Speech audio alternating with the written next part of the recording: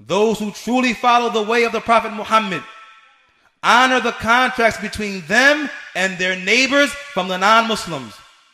Second, they refrain from bringing harm to people, and they do not transgress against people's lives, property, or honor.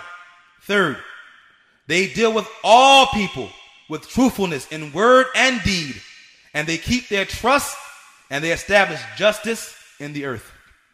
And then after this, the Shaykh, he began to address those Muslims who committed these acts that we have mentioned, from murder and armed robbery. Listen to what the Shaykh, he says. Firstly, these individuals have harmed the Muslims by their evil actions, which are considered transgression against people's lives and property. And the people of Islam are free from this. Secondly, from the evil acts that they have done is dressing in the garb of women. So what results from this act is that it puts Muslim women in harm's way. So every time a woman goes out and she is covered in the manner that Allah has prescribed for her in the noble Quran, she may be searched by the authorities, and she may even be patted down in her private areas. And the result of this came by what?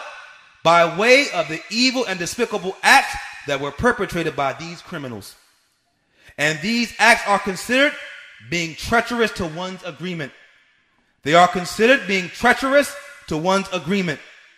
And that agreement is that whether you live in America or Europe or in a non-Muslim country, that there is an agreement that you do not bring harm to people, not to shed their blood, nor to take their property. So those who did these crimes were treacherous to this agreement. So the noble scholar, we say in conclusion, that the noble scholar, Shaykh Ubaid al-Jabari, called these acts despicable and said they are treacherous to the agreement between the Muslims and the societies that they live in. And the noble scholar said in conclusion, I supplicate to Allah to unite the word of the Muslims in America and Europe upon what is pleasing to Allah, from the pure worship of Allah and following the way and example of the Prophet Muhammad, peace and blessings be upon him, and to grant them stability upon the truth and rejecting falsehood and keeping one's oath and being truthful in speech, and to establish justice and spread safety and security among themselves and their neighbors from the non-Muslims. Again, I want to continue with the next statement from the king of the Kingdom of Saudi Arabia, Abdullah ibn Abdul Aziz. And I mention this statement because I want to show what the rulers of Islam and the ruler of Saudi Arabia said after the events that have taken place of 9/11, other than that from terrorism and extremism. We want to see what the king said with regard to these matters and his advice to his nation, his advice to Saudi Arabia. The king, he said, my brothers, and he was actually advising the scholars as well. My brothers, you know that we are in the midst of difficult days. Therefore, you must act with moderation and examine every word you say, as you are responsible to Allah and to the Islamic nation. I wish you success and that Allah will inspire you. We are now in a situation that demands that we act with wisdom and awareness, as you in this country, meaning Saudi Arabia, are an example for your Muslim brethren. First and foremost, I counsel you to fear Allah, serve your religion and your homeland, and seek words of logic in order to serve Islam. I counsel you not to allow emotion to take you over, and allow no one to provoke you, because each of you is responsible before your Lord and before your people and your homeland and your family and your children and your honor. We are today in the midst of a time that obligates us to examine with restraint every word that leaves our mouths. I hope that you will bear this responsibility before Allah, before your people, and before the authorities, so that we are not pushed into a corner, as these religious matters must be considered in peace and tranquility. And because Allah has said in the Quran, we have made you a middle course nation. We have made you a moderate nation. So the king of the kingdom of Saudi Arabia is reminding the Muslims, the scholars amongst them, that we are a nation that is moderate. We are not extreme. We should not be allowing our emotions to get the best of us in all of these matters. And we are also to weigh every word that we say before we speak, for indeed we are responsible before our Lord. And I will conclude in the last statement, which is found from the noble scholar Muhammad ibn Salih al-Uthaymeen, again, from the scholars of the kingdom of Saudi Arabia, again one who ascribes to being Salafi. So let us see what he says and what he has taught us with regard to these particular matters. And that which I am quoting, this translation was actually done 9 years ago, 8 years ago, or more than that, but at any rate, well before any of these events have taken place. So what does he say? He says, likewise, I advise you to have respect for those people who have the right to be respected, from those between you, meaning the Muslims, and whom there is an agreement of protection, meaning the non-Muslims.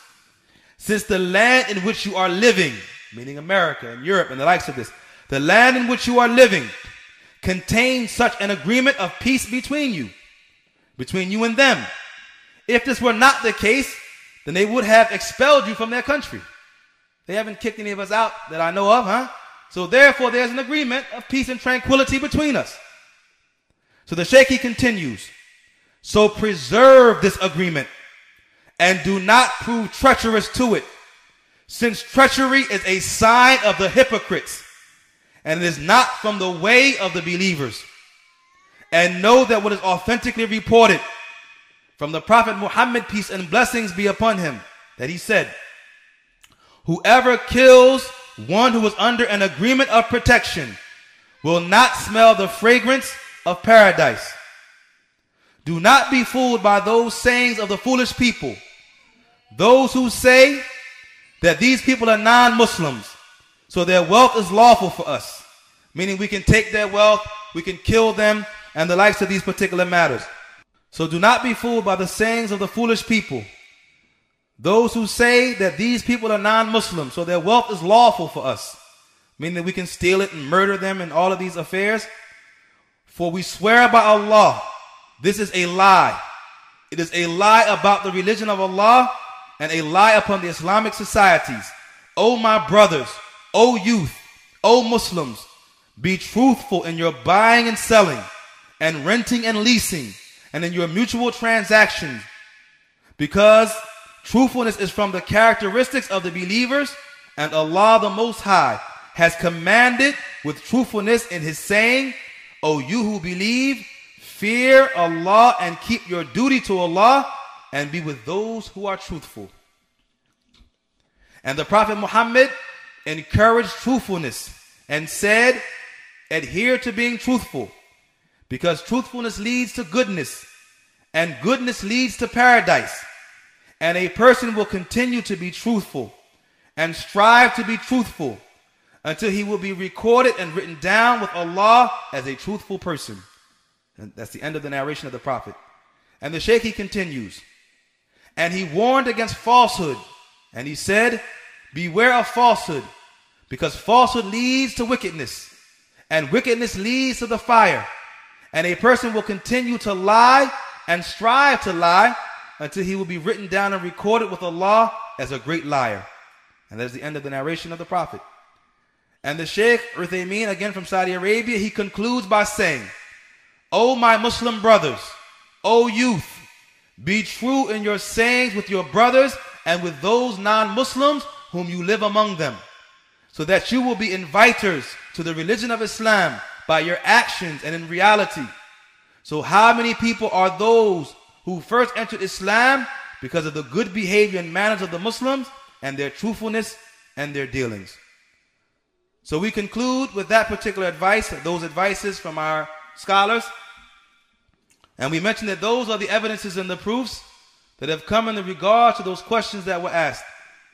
And we hope to our Lord, the creator of the heavens and the earth, that we're able to disseminate this information to the masses, and that people have justice, and they strive to be correct or just with regards to how they treat these